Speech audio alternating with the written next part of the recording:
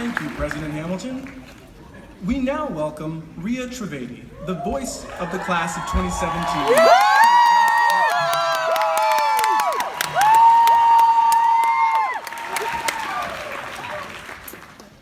Noam Chomsky once told a story about a man searching for his keys.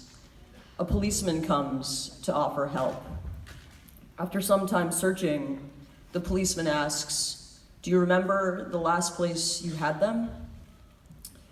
The man points to the other side of the street, which is completely dark. "Over there," he says. Puzzled, the policeman asks why he isn't searching there. The man points above his head to the street light and says, "Because this is where the light is." I want to take this great honor to suggest to all of you that a good life is spent working where the light is, while always remembering that what we truly seek in our political, social, and ethical lives lies across the way, shrouded in darkness. To search for perfection solely on the other side of the street is idealism at its most dangerous and least effective. And yet to pragmatically work only where we perceive the light misses perhaps the point. It drains us of all that is good and true and life-giving about vision. But what if we can be like Chomsky's protagonist, find the light and work beneath it with one eye always cocked to what lies on the other side? I have two invitations for all of you based on this framework of compromise. The first implicates our profession and the pressure to forget entirely the other side of the street. What we have, where the light is an adversarial system that demands a singularity of narrative. As lawyers, we represent innocence or guilt, liability or victimhood, right or wrong. There is something delightfully simple about knowing what side we are on. There is something deeply moving about the kind of solidarity with clients that is made possible.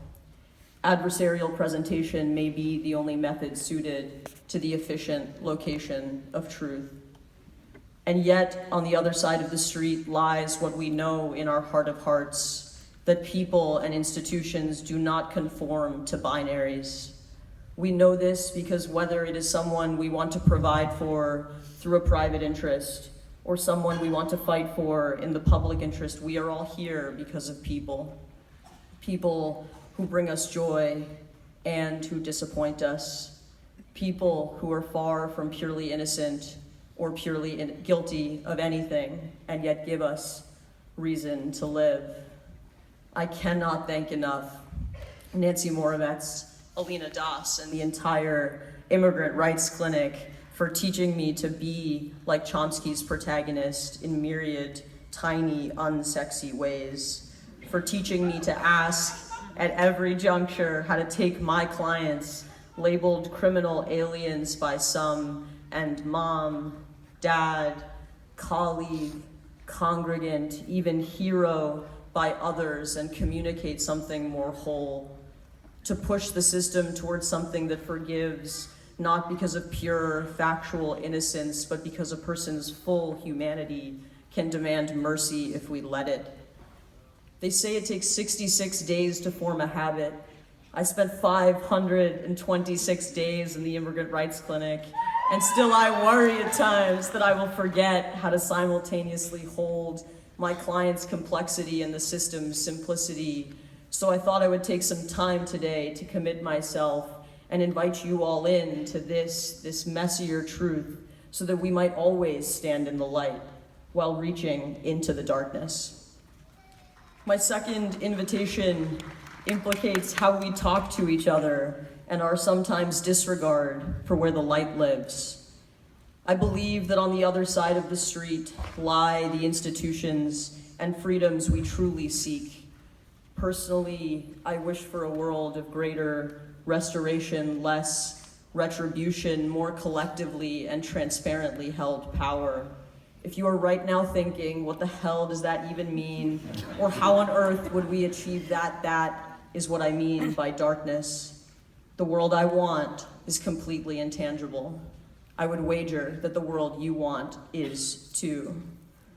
Grieving this reality is crucial, and yet to be consumed by it can lead us to perceive those who see the world differently not as people, but as reminders of how dark it is on the other side of the street. In our desperation to mitigate whatever suffering motivates us, or in our unquestioned belief that our ideals are per se superior to another's, we dismiss those who disagree with us. I know that at least one of you is familiar with this phenomenon because, no joke, I yelled at you for defending the draft despite the 13th Amendment's prohibition on indentured servitude. For the rest of you, need I say more than Kosas? In our fierce attachment to the other side of the street, we don't give a damn who might be standing under the light with us. I want to suggest to you all that the light lives less over the issues themselves and more over the role we play in conversations about them. The light lives in mutual recognition of the deeply personal roots of our beliefs. We believe what we believe because of who we are, and yet we don't spend that much time trying to really see each other when we talk about the issues. But what if we did? What if we spent more time considering the ways in which our beliefs reflect our experience, all the while rejecting someone else's? What if we interpreted each other's anger and sadness in response to something we have championed as indicators of deeper experiences that are being denied? What if we cared about the difference between words that offend and words that are proxies for larger patterns of marginalization and violence? I might tell you that my anger wasn't about the draft at all. My frustration was motivated by other folks the 13th Amendment exploits, people who are imprisoned and forced to work for 13 cents an hour and with whom I have exchanged heartbreaking letters for years. You might tell me about all the people you love who were drafted and how their service was honorable. We may continue to disagree, but we also might imagine ways forward not otherwise palpable amidst the righteousness and name-calling. In the end, we might realize that we don't stand in the light alone.